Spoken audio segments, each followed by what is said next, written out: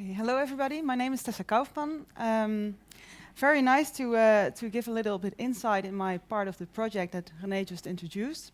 Today I will indeed be talking about the part of the project that really focuses on decreasing the number of victims in Kiva. So we really focus on an intervention package that tries to reduce the amount of victimization in an anti-bullying intervention. And first I want to take you back to the findings of my previous paper. So René just already introduced that a little bit. So what we did here, we estimated the victimization development over time within an anti-bullying intervention. So what we did was, here in the context of Kiva, we estimated how many children are on average non-involved in victimization over time. And those are, I'm going to try this, yes. Those are these children. There's a group of more than 80% of the children. And then you also see that a relatively large group of children is decreasing in victimization over time. There's more than 15%. And that's relatively large as compared to previous studies that also looked at these trajectories, and that may be, well, a sign of Kiva actually doing its work, which has also been already shown by previous studies. But then the interesting part is this group, and this is actually well, it's a group of 217 children in a sample of more than 6,000 children, and these are children who are chronically victimized over the course of the intervention. And actually, well, it seems like a small group, but for two reasons, this is actually really a problem group. Because for the first reason, yeah, René also said that actually you may get a feeling that it's being you who is the problem actually when all the other children are helped in an intervention. But also, second reason is that multiple studies have shown that chronicity of victimization really has the most harmful impact as compared to episodic types of victimization. So it's really, it interferes with social development over time and on the mental health. So it's really a problem. And actually, we need to prevent this from happening. And we need to make sure that these children are not in Kiva anymore. So actually what we want to do is to interfere right at the moment that a child is already starting to show signs of victimization, and have a plan that teachers already can interfere with this. So, well, we started to think, how can we help these children out? And then we started to think about the intervention process that teachers actually undergo when they start to help a child. And this intervention process actually has 3 steps. So the recognition of a victim, well, without recognizing the victim, you can't really do anything. Taking concrete actions, and then also implementing those actions and evaluating whether they actually did the work that you wanted them to do. And we identified actually 3 key problems that teachers may often encounter. So first, the difficulties in this very important step, namely the recognition of the victims. So my colleague Bol Olenburg also already showed with her dissertation that it's really difficult to actually recognize the victims when you're a teacher. And therefore these social network reports that René just really in detail showed would be very helpful for teachers. But of course it will be indeed something to take into account with the broader perspective, the context of the classroom that the teacher already knows. But it is at least a sign of who is victimized in the classroom.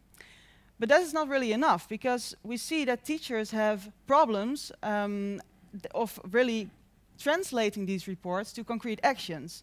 So you can give them to them and to, well, okay, so here is the report, do with it whatever you want, but you really have to make a plan. And we also see from goal planning theory and research that, well, setting goals is really making a plan to achieve those goals is really effective in actually achieving them. So what we want to do is to ask teachers to make action plans based on these reports as soon as they receive them. So they will just read the report and focus on some specific aspects and think, what children really draw my attention? And what am I going to do for these children? What do they need? What I'm going to do for child X and child Y? And also to further refine these frequently, because it's not just a matter of recognizing these victims and making a plan. Because, yeah, well, often maybe a plan doesn't work, and maybe the situation in the classroom has changed over time, so you really have to modify it every time. It's not a start and an ending process, and then it's done. And then lastly, there is not really one size-fits-all approach for every type of victimization.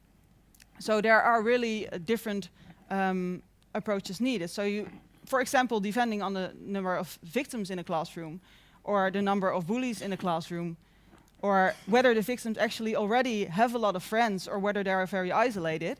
So if you have, for example, a lot of friends already, then maybe targeting the support for the child may not be as effective. And on the other hand, when there are a few victims and there are just a few persistent bullies who bully all those victims, then maybe targeting those bullies may be more effective. So it's really, there's really not one-size-fits-all approach for every kind of victimization, and also taking into account the whole classroom context. What is already done in this classroom? How is the group atmosphere? So then a potential solution will be to offer those teachers multiple approaches for how to handle victimization. And there are already in Kiva a lot of multiple approaches, on varying levels. So you have on the class context, you have the curative group discussions that really try to make the problems more discussable. But there can be not a really safe group atmosphere. And then you start to focus on the subgroup level. So here you see the support group approach. Maybe already familiar a little bit to you, but that approach briefly only focuses on, mostly focuses on gathering more support for children who are victimized, and really focuses also on making the children responsible to provide that support for the victim. But then there's also another approach that is mostly used in other countries, and that's the confronting approach. That is also more focusing on the bullies themselves. So they try to really make the bullies feel more responsible for their actions. And in other situations, that may be more effective than a support group approach, and therefore, well, as I just explained, we need multiple approaches. So we really want to implement that as well, and to provide that to teachers to also use that. And then finally, if the situation really does not change, there's also more on a child level or recovery approach in which children really individually make plans to change their behaviors or to change the situation. So now more practical about the new module that we developed based on these insights. So we really want to provide these teachers with the social network reports, but also really translating these to the action plans, and also to add the new confronting approach to the already scope that is provided by Kiva. And sorry, I'm making some sounds with my hair. And then we want to evaluate the feasibility of this design first. So we really want to pilot it first on 4 Kiva schools. Because, well, as you may already have heard, we think about a lot of open things still. And a lot of new components that are not yet integrated in one module. So we have to find out whether these action plans and social network reports, offering a new approach, whether this is really feasible. Because we want to know, for example, how teachers actually make that decision, which child gets which intervention, for example, what actions they are going to take. Because, yeah, well, we don't know yet much about how teachers make these decisions and to what extent they need strict guidelines in that, or to what extent they can think about this themselves, and we can really be open about that. Like, yeah. But also the teacher's willingness to really make these action plans all the time. So, as I just explained, we want that teachers further refine these action plans, and this can be on a frequent basis, for example, every 2 months. But we don't know yet whether that is actually something that teachers really want to do, that they make time for it to do that they see that it really can be effective for them. So we want to know that in this study as well. And of course, we want to know some suggestions from them, because they are expert as well in this, for improvement. So eventually, if the pilot has been done and we have some concrete suggestions and ideas for improvement of a new module, then we can really start to implement that on a larger scale and to evaluate also its effectiveness. So whether it really helps to decrease victimization in the schools. And here is more the design plan that we have. So we want to start with a pre-assessment and in October, and then provide the teachers with the social network reports and the first action plan. And we also have a training for them so they can really practice the first time with how to fill out the action plan, to introduce them to the new approach. and then they do it themselves. So then we also have some intermediary measurements 2 months later, and they again have to make an action plan based on new social network reports. So we do that every 2 months.